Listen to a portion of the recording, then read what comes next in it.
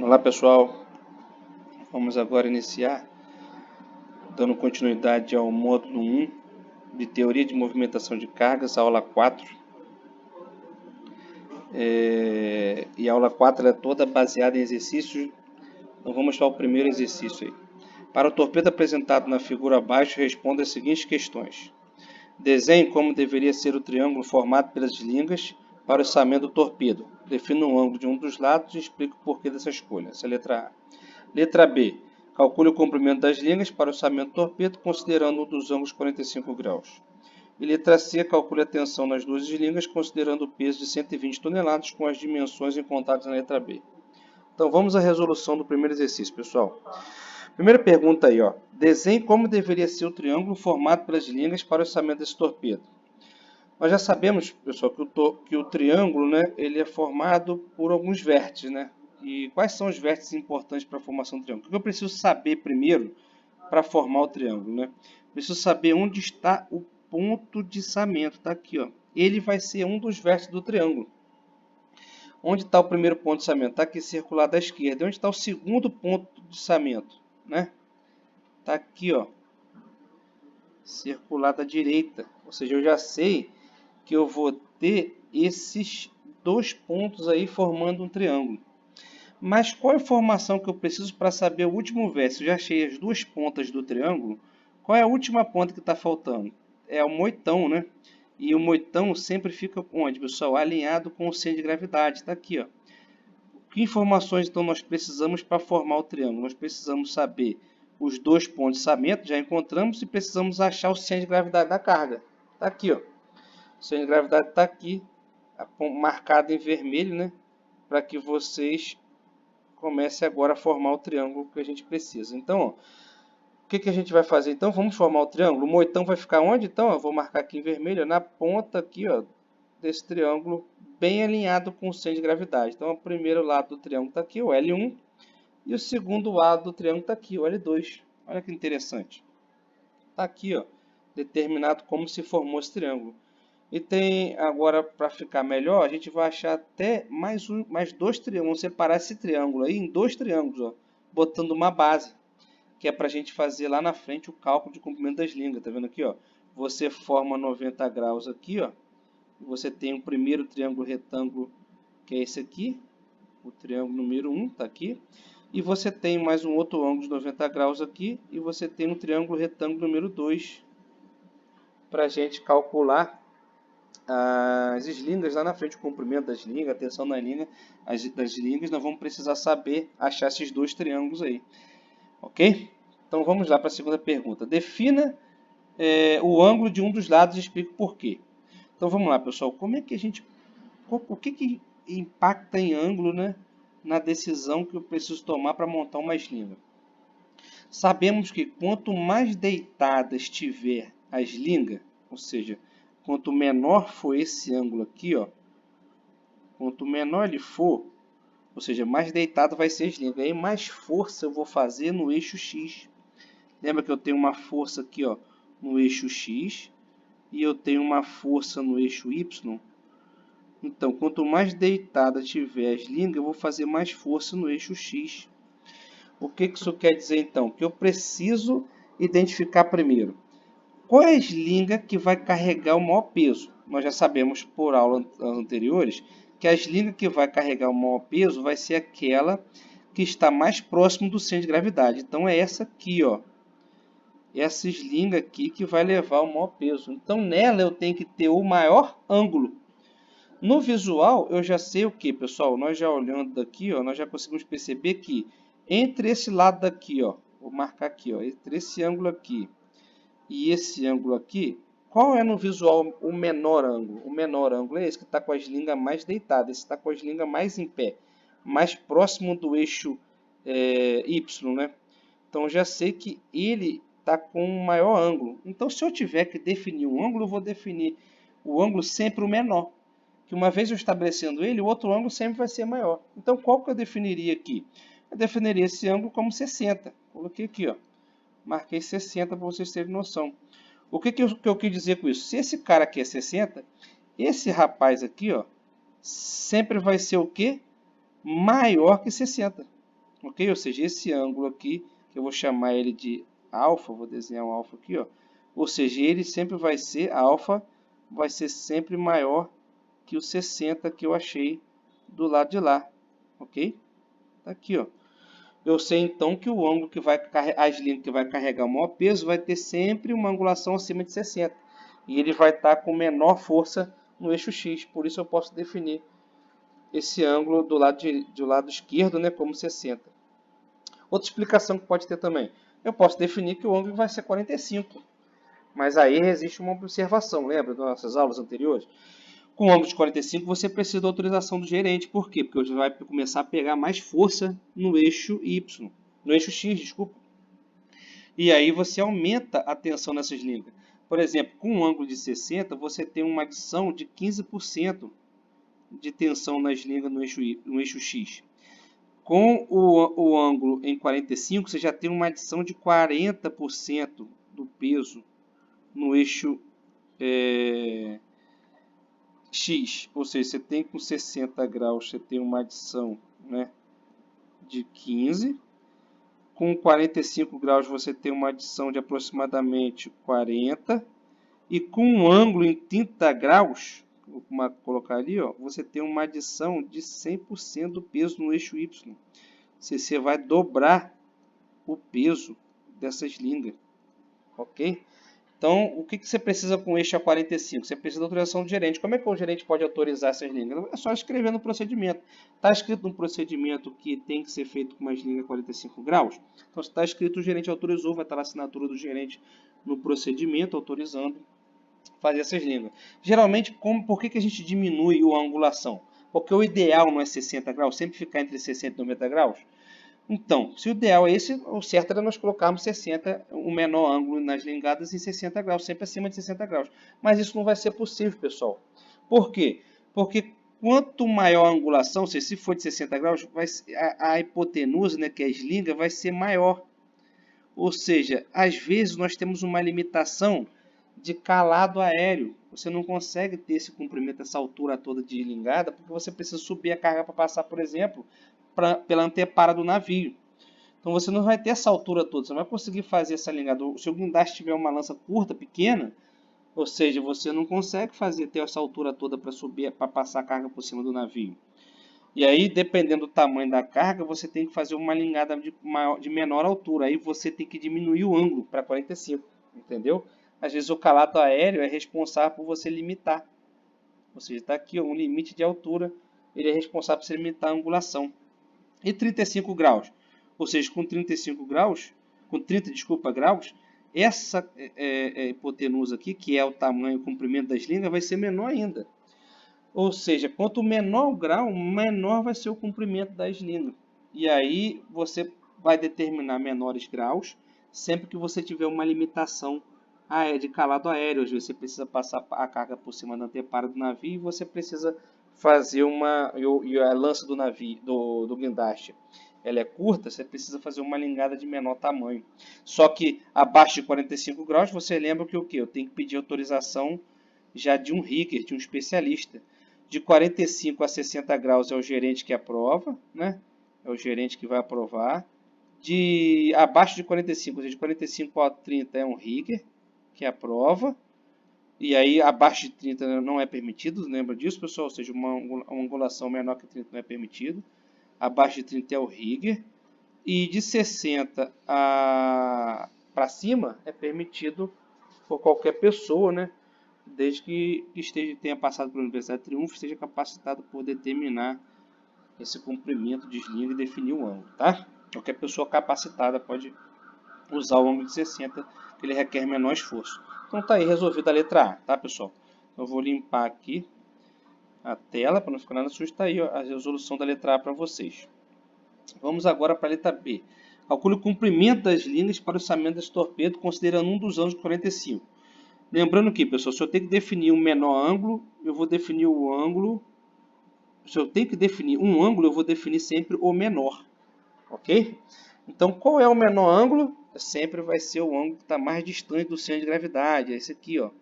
Esse é o menor ângulo. Então, eu tenho que definir ele como 45. Ok? Se eu tenho que usar um ângulo, eu vou usar esse ângulo aqui. ok? Então vamos seguir aqui nosso exercício. Primeira coisa que eu preciso saber para o comprimento, pessoal, eu preciso da informação. Se eu já formei o triângulo, lembra que tem um triângulo retângulo aqui, está aqui formado o triângulo retângulo, tem uma linha aqui na base, né? Tem uma linha aqui de altura, já formei o triângulo 1 e o triângulo 2, né? Está aqui, estou marcando. Eu preciso saber o que? Eu preciso saber esse cateto aqui, ó, o cateto adjacente ao ângulo. E eu preciso também saber esse cateto aqui, ó, que é o cateto oposto ao ângulo, e preciso saber a hipotenusa, que sempre vai ser oposta ao ângulo de 90 graus, é a hipotenusa. Eu quero descobrir a hipotenusa, né? Então vamos ao exercício, pessoal.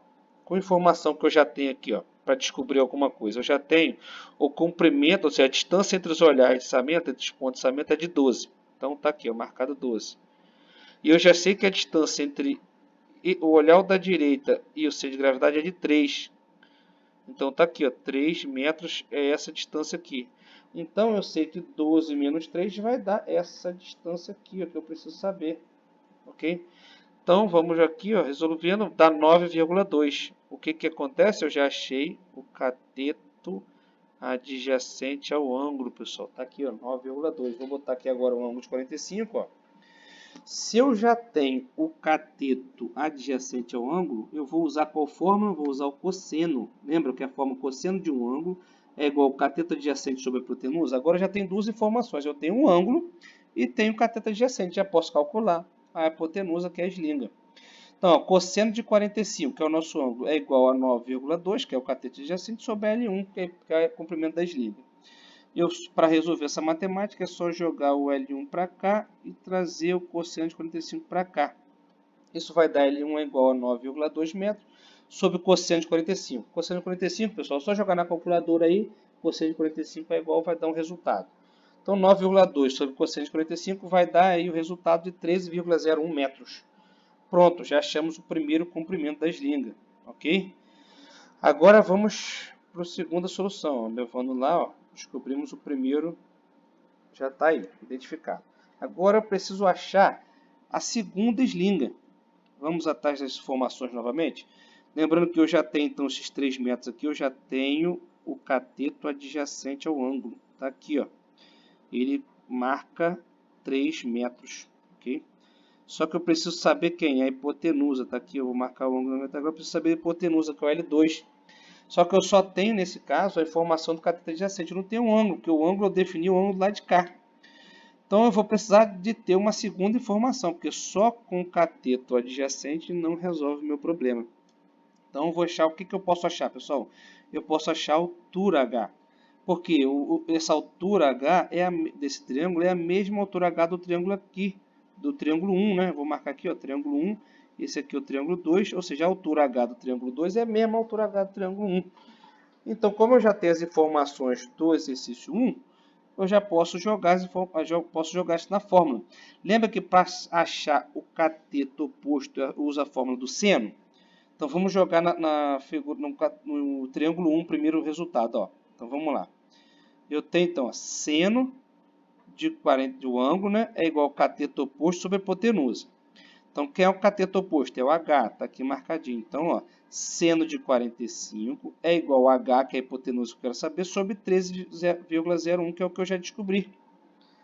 Eu já não tinha descoberto, a gente já não sabia, né, o comprimento da eslinga, que era 13,01. Agora a gente já vai descobrir a altura através da fórmula do seno. E aí vai dar o quê? Eu vou multiplicar esses dois, pessoal. Multiplico 13,01 para resolver essa matemática por 145. Então, H é igual a 13,01 vezes 145, que é igual a 9,2 metros. Então, já achamos aqui a altura H. Agora já vai ser possível calcular o segundo triângulo. Então, vamos seguir aqui, ó, jogar ele para a posição, né? Vou limpar aqui as marcações, está aqui, ó. Já achamos o comprimento da primeira eslinga e já achamos a altura. Nesse caso, agora eu já consigo calcular o comprimento da segunda eslinga, porque eu já tenho aqui o cateto adjacente, que é de 3 metros. Eu já tenho o cateto oposto, que é de 9,2 metros, que é a altura. Eu vou usar agora o quê? Pitágoras, né, pessoal? que Pitágoras diz, né? Ele diz o seguinte, ó, o quadrado da hipotenusa é igual à soma dos catetos ao quadrado. Não é isso? A hipotenusa ao quadrado é igual à soma dos catetos ao quadrado. Então vamos substituir aqui na fórmula. L2, que é a hipotenusa, né? L2 ao quadrado é igual a 9,2 ao quadrado, que está aqui a altura, mais 3,2 ao quadrado, que é o cateto adjacente, está aqui, ó. Ou seja, peguei esse 3 aqui, botei ele ao quadrado, que é um cateto, e peguei esse 9,2 e botei ele ao quadrado. Então, resolvendo isso, eu tenho L2 ao quadrado é igual a 84,64, que é o resultado de 9,2 ao quadrado, mais 9, que é o resultado de 3 ao quadrado. Isso vai dar L2 igual a 93,64.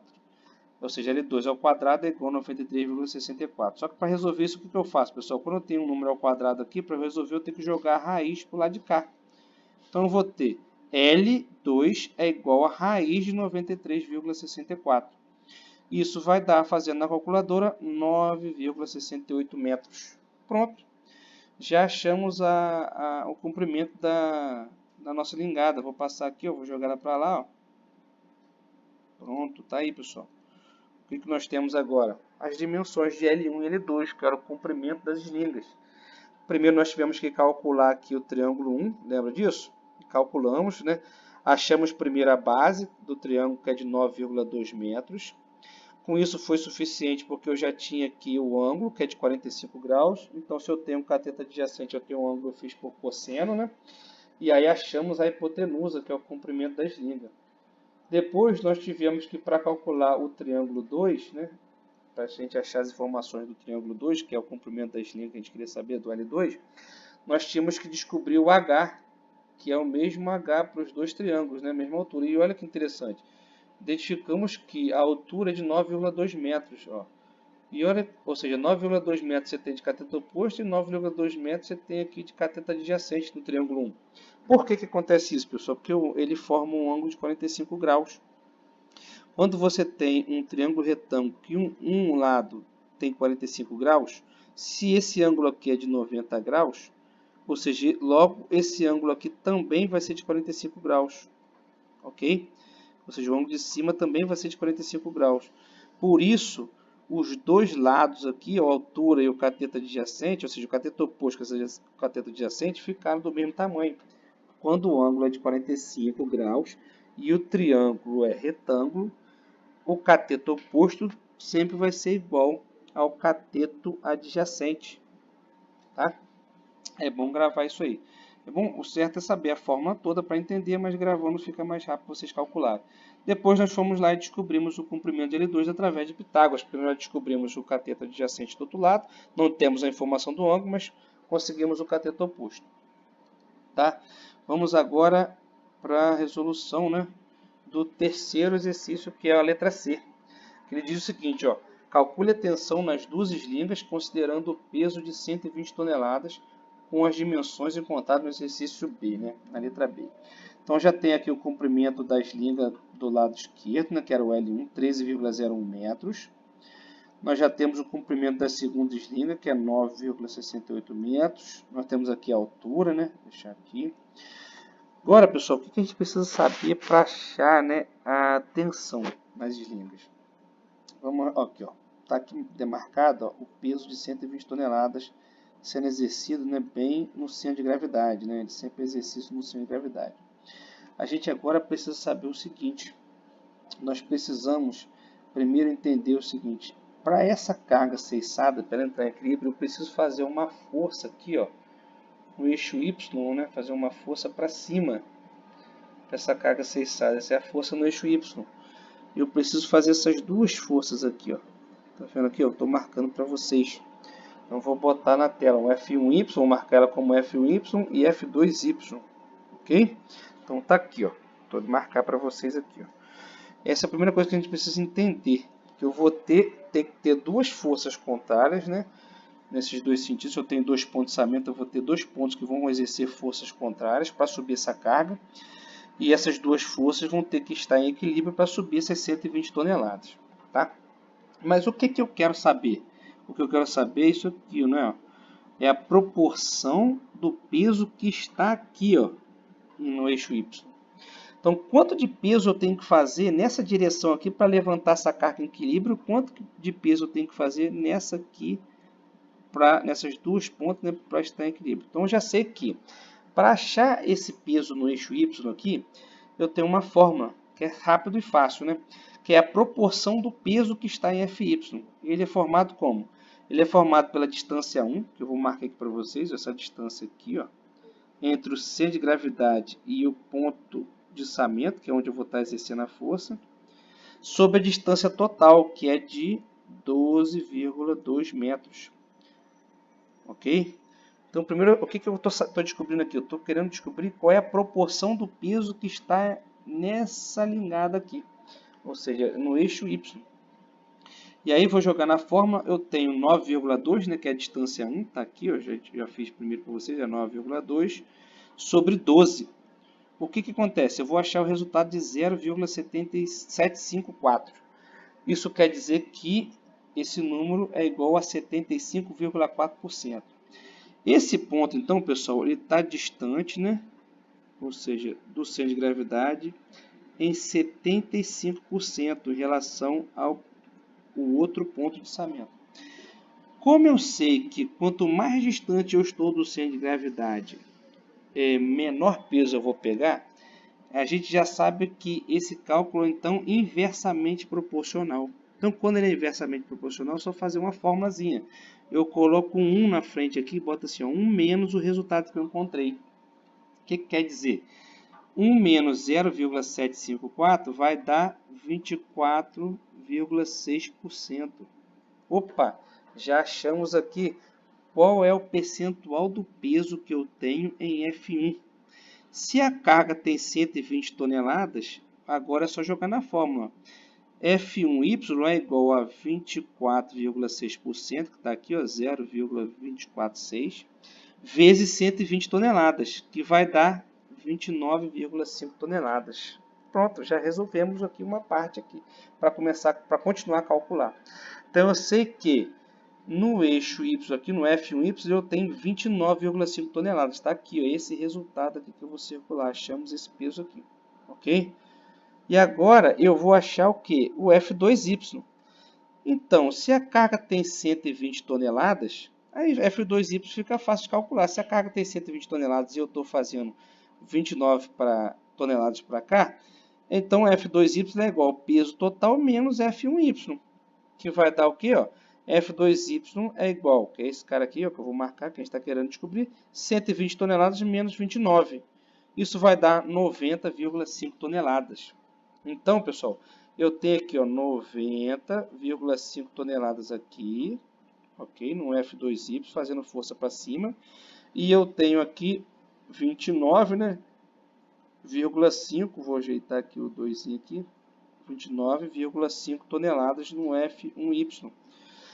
A soma desses dois dá 120 toneladas, correto? Então eu tenho 120 toneladas sendo feito também força para cima para poder içar a carga, para manter ela em equilíbrio. Só que isso não é suficiente para nós, pessoal. Por que isso não é suficiente para nós? Porque nós precisamos saber isso aqui, ó. Qual é a força que está em F1, que é na lingada, e F2. Porque eu já descobri quanto que está em Y, né? Aqui, ó, estou marcando aqui 29 e 90,5. Eu já descobri quanto que eu tenho de distância em Y, mas na verdade eu quero saber quanto que tem na lingada, que a lingada formou um ângulo. Nesse caso aqui um ângulo de 45 lá de cá e aqui um ângulo maior que 45 graus. Como que eu acho esse resultado, pessoal? Então vamos lá o primeiro aqui. A primeira coisa que eu preciso saber é, olha aqui que interessante, está vendo a força, o 29,5 toneladas aqui do ladinho? Ó, eu vou traçar uma linha aqui, ó, tracejada. Ó. Se você fizer, ele faz uma paralela, tá vendo? Agora eu vou dar um clique aqui, olha o que aconteceu. Ó. Essa força é a mesma coisa que formar um triângulo. Ó. Acabei de formar um triângulo aqui de novo, pessoal. Lembra do triângulo retângulo? Ó? A força está aqui, ó. Um ângulo de 90 graus está aqui. Acabamos de formar um triângulo retângulo. Agora eu já consigo calcular a força que eu tenho em F1. Através de que cálculo, pessoal? Trigonométrico, que é o seno ou cosseno. Quem que é 29,5 toneladas? É o cateto oposto ao ângulo. Então, sempre que eu tenho cateto oposto, eu uso seno. Ou seja, vou jogar na fórmula aqui. Seno de um ângulo é igual ao cateto oposto sobre a hipotenusa. Eu quero saber a hipotenusa, que é a força que está nessa diagonal. Então, vamos lá. Seno de 45 é igual a 29 sobre F1. Lembrando que para resolver essa matemática é só jogar esse cara para cá e trazer o seno de 45 para cá. Eu vou ter F1 é igual a 29 sobre seno de 45, que é igual a F1 é igual a 29 sobre 0,707, que é seno de 45. Só jogar na calculadora aí, seno de 45 vai dar 0,707. Isso então vai dar um F1 de 41,73 toneladas. Olha que interessante, pessoal. Achamos o resultado que está em F1. Vou limpar aqui a tela. Ou seja, nesse cara aqui eu estou com 41,73 toneladas. Olha que interessante. Viu como aumentou a tensão nas lingas em relação ao eixo Y? Ou seja, foi para 41,73. E olha quanto que tem em tonelada no eixo Y. 29. Aumentou mais ou menos, pessoal, 41%. Só porque o ângulo é de 45 graus. Tá? É essa informação que a gente tem que aprender. Por isso que aumenta. Quanto uma angulação, maior a tonelada você começa a pegar nessas lingas. Então essas lingas aqui, você vai estar com 41,73. Então vamos achar o F2 agora. O F2 é o seguinte, que informação eu tenho, pessoal? Outra informação para você não usar cálculo trigonométrico. Nesse caso aqui, ó, a gente não sabe o ângulo, lembra disso? Nós não sabemos o ângulo. Tem uma outra forma de calcular. Como que eu posso calcular esse fator, né? Eu consigo calcular através do comprimento das lingas, que é esse tamanho aqui, ó, tá aqui, o comprimento das lingas é de 9,68. Eu quero achar a força em F2, né? 9,68 sobre a altura, que está aqui, ó, que é 9,2 metros. Tá vendo aqui, ó? Ou seja, comprimento das lingas sobre a altura vezes F2Y, que eu já achei que é 90,5. Então, outra forma de calcular, quando eu não tenho informação do ângulo, quando eu não tenho outras informações, eu posso fazer pelo comprimento das lingas sobre a altura. Isso vai dar o quê? F2 é igual a 9,68, que eu já marquei aqui para vocês, sobre 9,2, que é a altura, isso vezes 90,5. Isso vai dar um F2 de 1,05 vezes 90, ou seja, a força nas lingas 2 tem 95 toneladas, pessoal. Então já resolvemos aí o exercício. O que aconteceu então? Vou até fazer uma correção aqui, ó, que é 95 toneladas, tá? Não existe não. Então o resultado correto é igual a 95 toneladas. Então tá aqui a resposta final. Então vamos passar a resposta final. Comprimento dessas lingas, pessoal, 13,01 metros, comprimento das lingas do lado esquerdo, né? Qual é o comprimento das lingas do lado direito? 9,68 metros. Qual é a força que está sendo exercida nessas lingas? Do lado esquerdo, 41,73 toneladas. E a força que está sendo exercida nas lingas do lado direito? 95 toneladas. Já descobrimos o que é necessário. Agora é só fazer essa alinhada acontecer. Verificar se eu tenho material de içamento para isso. Verificar se eu tenho as manilhas com essa capacidade. Verificar se o olhar suporta essa tensão que vai ser feita nele e montar a lingada.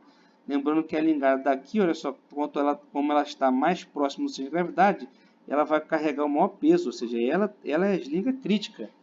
Ela está carregando 95 toneladas e a outra slinga está carregando 41,73 toneladas. Tá? Ok, pessoal, um abraço, até a próxima aula.